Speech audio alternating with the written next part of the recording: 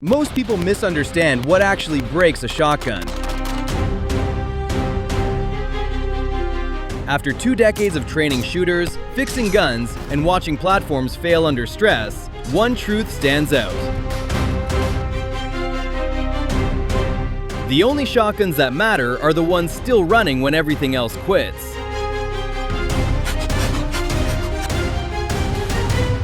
This list isn't about hype or looks. It's about reliability under neglect, real-world roles, and what you'd trust when the lights go out.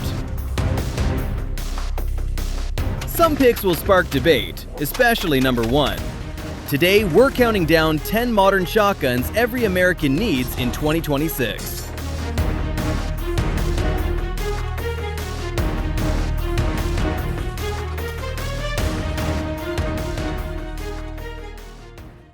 Number 10. Genesis Arms Gen 12. Here's what no one tells you about AR platform shotgun. Most are just parts bin experiments that choke on anything but high brass loads. The Genesis Gen 12 doesn't play that game. This short recoil-operated semi-auto was built from the ground up around 12 gauge, not adapted from rifle guns. That 5-inch barrel variant pushes it into the SBS category, but even the 18-inch configuration delivers something rare. An AR-style shotgun that actually cycles reliably across shell types. Free-floating handguard, M-LOK compatible, suppressor ready with proper threading. Weight sits around 7.5 pounds depending on configuration. Chambers both 2 3/4 inches and 3-inch shells, and the controls mirror what you already know if you've run ARs. That matters when adrenaline hits and muscle memory takes over. Is it niche? Absolutely. But for someone who wants AR ergonomics married to shotgun power without babying ammo selection, the Gen 12 proves the concept can work. Standard reminder: follow safe handling and your local laws. Number 9. Standard manufacturing, DP12. If the last pick was straightforward engineering, this one is controlled chaos with a purpose. The DP12 Generation 2 is a double-barrel bullpup pump that fires 2 shells per trigger pull. 2 18 and 7/8 inch barrels, dual magazine tubes holding 14 rounds total. 16-round capacity when you count the chambers. Overall length stays under 30 inches. People hear double-barrel pump and think gimmick. But here's the consequence. You're delivering instant follow-up firepower without cycling twice. That matters in competitive stages or rapid defensive engagement. The Gen 2 addressed early complaints. Improved polymer metal ratios, smoother action, better barrel timing. Weight runs close to 10 pounds, so this isn't a lightweight dancer. The bullpup trigger pull remains heavier than conventional design, simple physics of the linkage, but watch someone run it in competition and you'll see why capacity density in a compact package has appeal. Not every shotgun needs to be subtle. Some just need to dominate their specific lane through sheer mechanical audacity. Number 8. Benelli M4. This is where we separate internet opinions from documented service records. The Benelli M4, designated M4 by the US Marine Corps, runs on the auto-regulating gas-operated system. Twin pistons positioned at the front of the magazine tube. That Argo system delivers 36% faster cycling than most competitors, while staying cleaner, longer. The civilian variant ships with 5+1 capacity and an 18.5-inch barrel weighing 7.8 pounds. Military configuration extends to 7+1, includes a collapsible stock, and has been hammered through combat environments since 1999. Ghost ring sights, Picatinny rail, M-choke installed. Chambers 2 3/4 and 3-inch shells without adjustment. Here's what instructors notice. The M4 doesn't care about maintenance schedules the way other semi-autos do. It runs dirty, it runs wet, it runs after sitting in a patrol car for 6 months. That reliability margin is why it costs more, and why serious users keep choosing it. The Benelli M4 isn't flashy, but reputation built over 2 decades of military adoption speaks louder than marketing copy.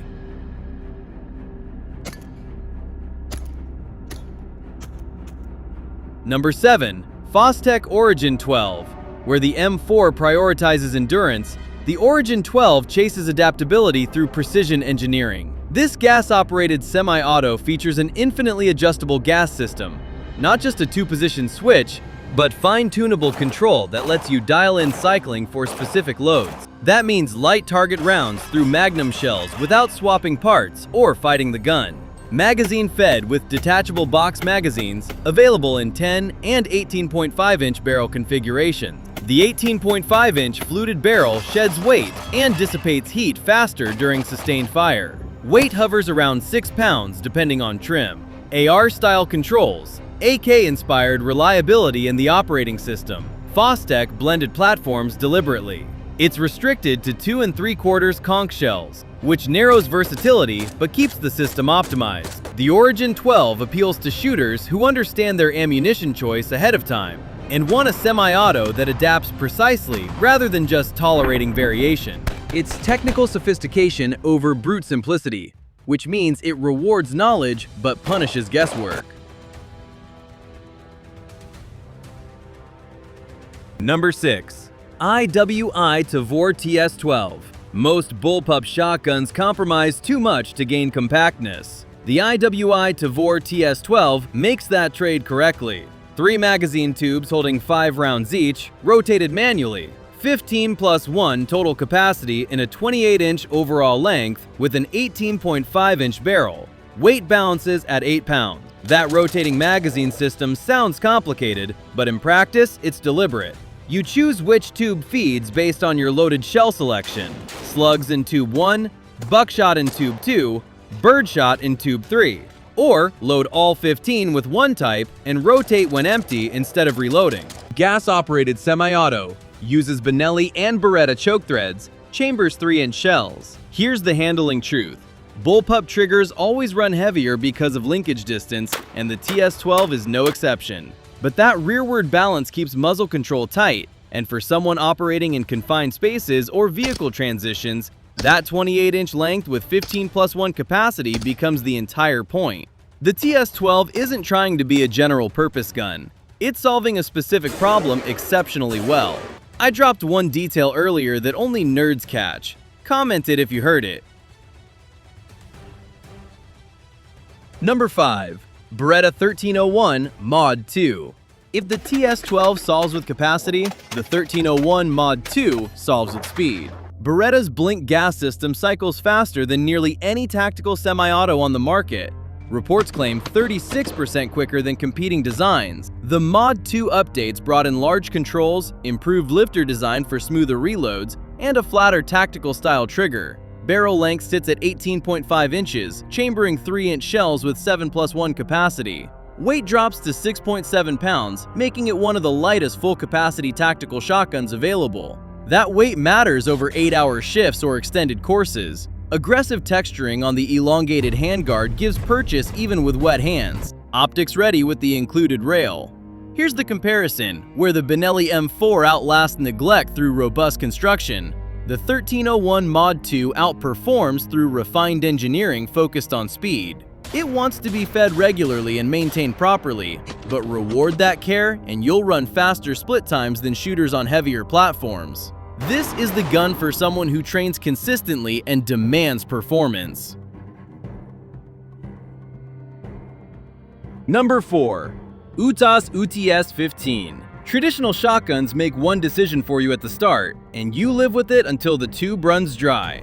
The UTS-15 refuses to work that way. Instead of a single feed path, it runs 2 independent magazine tubes controlled by a selector. You decide which side feeds, or let the gun alternate automatically. That turns ammo selection into a conscious choice, not an accident of loading order. It's a 12-gauge pump-action bullpup built around an 18.5-inch barrel and an overall length of 28.3 inches, keeping the footprint short without crossing into NFA territory. Capacity shifts with shell size, 14 + 1 using 2 3/4-inch shells, or 12 + 1 with 3-inch loads. Pump guns get a reputation for being always reliable, but stress exposes technique fast. The UTS-15 has seen criticism across different production generations, which makes this a platform that rewards practice and validation rather than blind confidence. This shotgun isn't about raw simplicity, it's about deliberate control. It feels less like a classic pump and more like a system you manage in real time. Dual tubes already bend the rules, but the next design abandons tubes entirely. And that's where this list takes its next step. Number 3. Rock Island Armory VR80.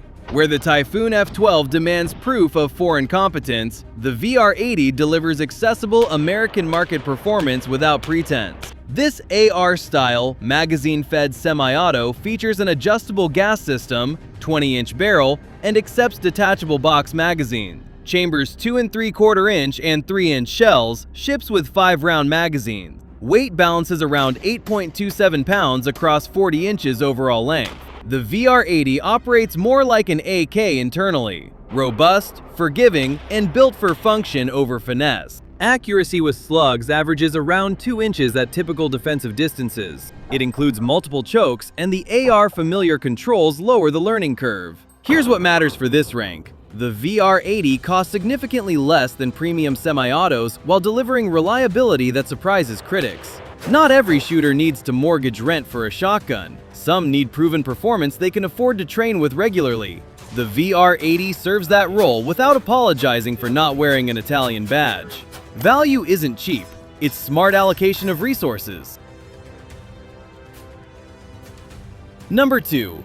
Mossberg 590 RM Chisel. Before you argue this should rank higher, understand what it sacrifices for what it gains. The 590 RM Chisel, specifically the Class 3 variant with the 11.5-inch barrel, combines Mossberg's pump-action reliability with double-stacked detachable magazines. That 11.5-inch barrel sits in SBS territory, so legal considerations apply. But that configuration delivers 10+1 capacity of 2 3/4-inch shells in just over 30 inches overall with the chisel folding stock. Weight runs 7.6 pounds. Ambidextrous rotary safety selector, flat profile trigger, integrated barrel heat shield, and 8-position adjustable stock with buffer tube compatibility. Premium Cerakote finish on the receiver. The magazine system offers faster reloads than tube-fed guns, and the pump action removes gas system ammo sensitivity entirely. So why not number 1? Because pump action speed under stress requires more training investment than semi-autos, and that folding stock, while compact, doesn't shoulder as instinctively. The 590 RM Chisel dominates specific roles, but general-purpose versatility isn't one of them. Specialization is power, but it's also limitation.